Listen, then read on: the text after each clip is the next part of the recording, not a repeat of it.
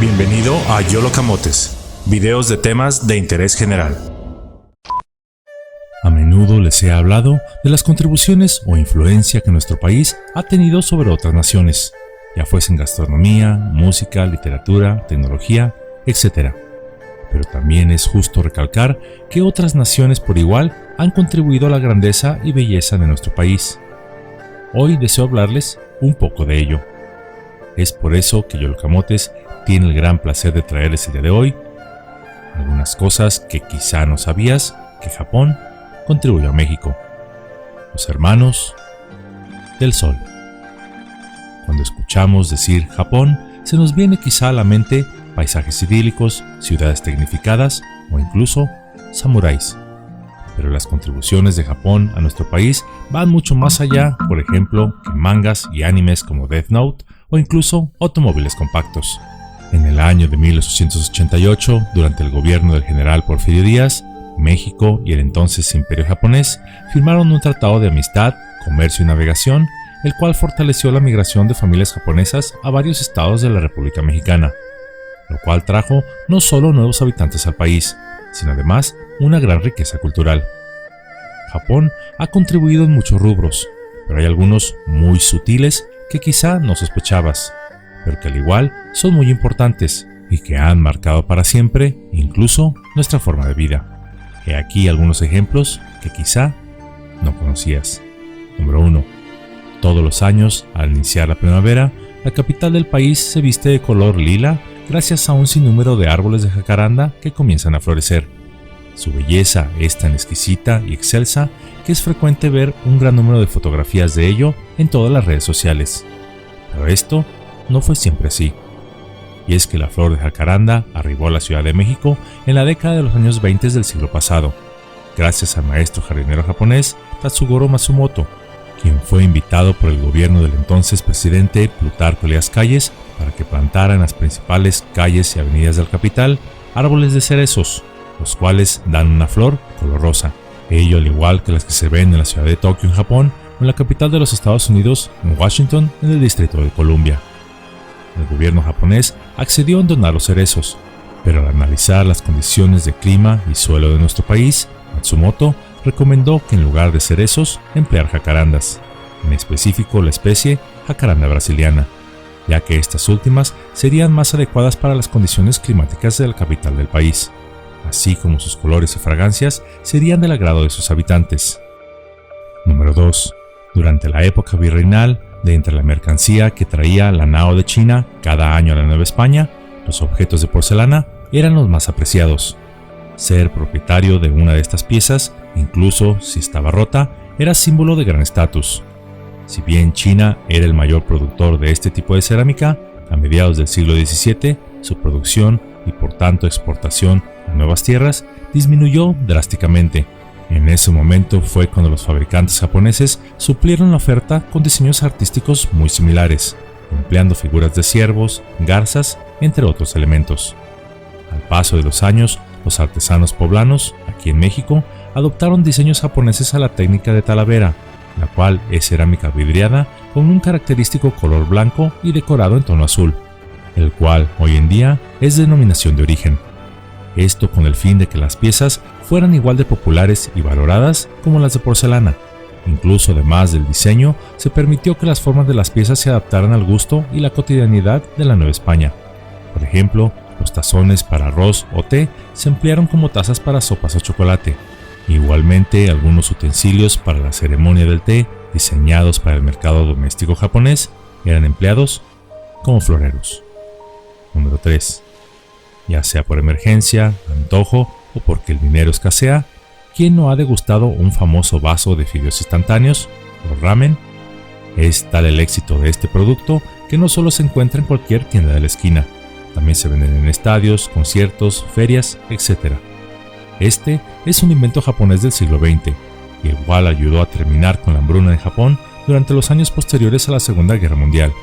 Y es que en el año de 1958, el empresario japonés Momofuku Ando creó unos fideos que se podían secar, empacar y rehidratar en menos de 3 minutos con agua caliente. Su sabor y su bajo costo hizo que en Japón fuera conocido popularmente como Magic Ramen. 6 décadas después, se convertiría en una tradición entre los estudiantes y todos aquellos a los que no les gusta cocinar. Y aunque nutricionalmente pueden ser cuestionables, como un plato de emergencia, han sido los favoritos en México desde hace ya algunas décadas. Número 4. La educación y la civilidad japonesa es reconocida en todo el mundo. Además, es un ejemplo para los habitantes de las ciudades más pobladas del planeta. Uno de los sitios donde se da el todos contra todos es dentro del transporte público y más en las horas pico. Empujones, jaloneos, gritos, patadas, etc. son una hermosa tradición que se da con tal de poder ingresar al vagón y ganar un asiento, ya sea en el metro, metrobús, etc. Pero en el año 2015, una serie de videos del metro de Tokio se hicieron virales en las redes sociales en México. Ello debido a que mostraron la organización con la que los japoneses abordaban el vagón de pasajeros. Estos hacían 2 filas a los costados de las puertas, donde esperaban a que bajaran los pasajeros para ingresar uno por uno. Asimismo se veía en otras tomas a los japoneses que no llevaban prisa colocarse en el lado derecho de las escaleras eléctricas para dejar libre el lado izquierdo para aquellos usuarios que necesitaban avanzar más deprisa. Ello inspiraría en el año 2016 investigadores de la Universidad Nacional Autónoma de México, UNAM, a realizar un proyecto con señaléticas para abordar y subir las escaleras en la estación Valderas de la línea 1 del metro. Tras realizar un estudio en el año 2017, se reveló que el tiempo efectivo de ascenso y descenso mejoró en un 15%. Asimismo, se disminuyeron las fricciones y se generó un ambiente más amigable. Hoy, la gran mayoría de las líneas de la red del metro en la Ciudad de México ya tienen dichas señaléticas. Número 5. Los cacahuates japoneses. No, esta clase de cacahuates no nació en Japón, nació en México, pero sí fue idea de un japonés. En el año de 1943, en la Ciudad de México y durante el apogeo de la Segunda Guerra Mundial, eran vendidos como una novedosa botana por el japonés Yoshihei Nakatani Moriguchi, de 33 años de edad. Esto debido a que se había quedado sin empleo, ya que el gobierno mexicano cerró las empresas donde elaboraba, y que eran propietarias de su jefe, Eijiro Kato, quien fue acusado como espía japonés. Curiosamente, y quizá fue casualidad, ¿verdad?, que sus tiendas hacían una competencia directa con el Palacio de Hierro en Liverpool, a mucho mejores precios, así como en calidad. Pero claro, fue casualidad. No creo que le hayan acusado sin fundamento, pues eso sería un delito que ya se la saben. Se abrirá una carpeta de investigación y se perseguirá con todo el peso de la ley, caiga quien caiga. Ante esta situación desesperante, fue entonces que Nakatani comenzó a fabricar muéganos en su casa. Después inventó una fritura de trigo y sal a la que le nombró Oranda, tal y como es el nombre de las carpas japonesas. Y por último buscó crear una botana a base de cacahuate, soya y harina de arroz. No obstante, se dio cuenta que este último ingrediente no existía en México, así que lo sustituyó por harina de trigo. El resultado de esta fusión fue un éxito comercial. Decenas y a veces hasta cientos de personas se agolpaban afuera de la vecindad de la calle de Carretones en el barrio de la Merced en la Ciudad de México, donde Nakatani y su familia vivían. Ello para comprar este delicioso cacahuate. Y aunque Nakatani le llamaba Orandas, ya sabemos que el verdadero nombre siempre será el que el pueblo te dé, y todos al comprarlas decían que iban por cacahuates japoneses. Y así quedó este nombre, el cual aún se conserva hasta nuestros días. Estos fueron solo algunas contribuciones japonesas a México que quizá no conocías. Japón es el tercer país en importancia como destino de las exportaciones agroalimentarias mexicanas después de Estados Unidos y Canadá. Los principales productos comerciados entre ambos países son autopartes, maquinaria industrial, así como automotriz. Por ejemplo, los 15 productos agropecuarios de mayor exportación a Japón son carne de cerdo, aguacate, atún, carne de res, plátano, espárrago, calabaza cabocha, tequila, camarones, cerveza, mango, melón, moras, café y limón persa, entre otros productos. Pero las relaciones entre México y Japón van más allá de productos y dinero.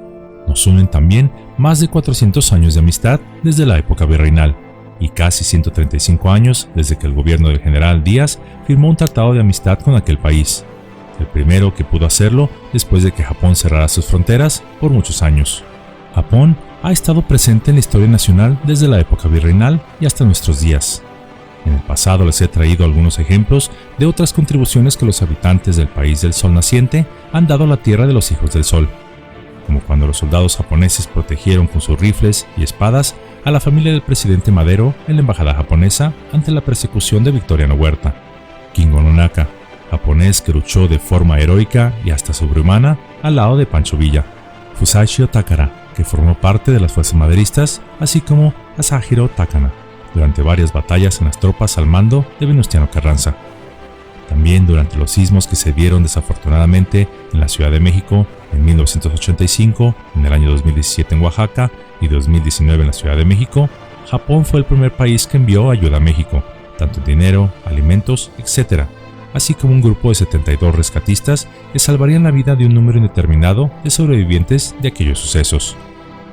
La amistad entre México y Japón nunca se ha basado en que uno saque ventaja del otro, ni se han impuesto condiciones o firmado tratados abusivos a punta de pistola como otros países disque amigos que tenemos por ahí, pero que históricamente han usado a México como botín a ser saqueado.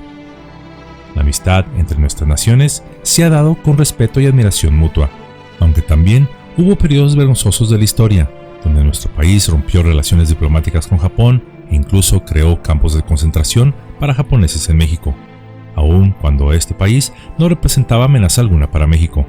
No diré que fue idea de Lázaro Cárdenas como secretario de la Defensa Nacional durante la presidencia de Ávila Camacho para no dañar su memoria, ni tampoco que lo hizo bajo órdenes de Estados Unidos. Bueno, para los que no les gusta esta palabra, entonces por razones de seguridad nacional, este periodo afortunadamente ha sido superado y nuestra amistad continúa tan fuerte como siempre lo ha sido, porque en realidad lo único que nos separa a México y a Japón es el océano, pero nos une por siempre el sol.